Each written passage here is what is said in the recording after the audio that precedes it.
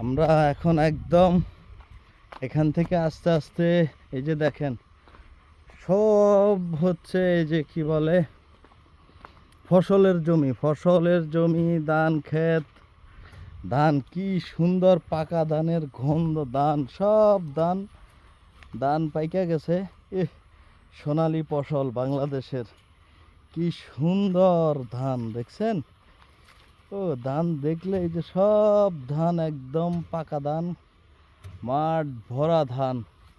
এই যে সবাই ধান নিতেছে, কেউ মেশিনে, কেউ আপনার নিজে হাতে, আগের মতোই শুধু ধান, পাকা ধান, মাঠ ভরা ধান।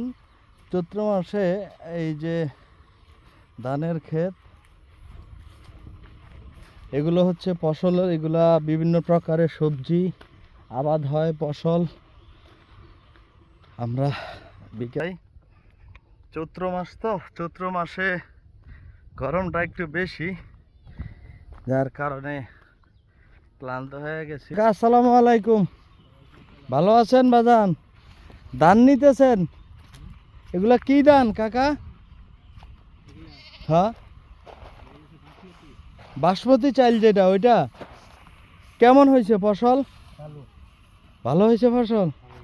এখন তো সবাই মেশিনে নেয়, আপনারা হাতে নিতেছেন, ধান কম না? হ্যাঁ ভাই, বাইরে না? এটা আমরা এক সময় নিছি গ্রামে, ছোটবেলায় 20-25 বছর আগে। হ্যাঁ, মেশিনের ধান তো এরকম না, আবার এই যে ইয়াগুলো তো এরকম না।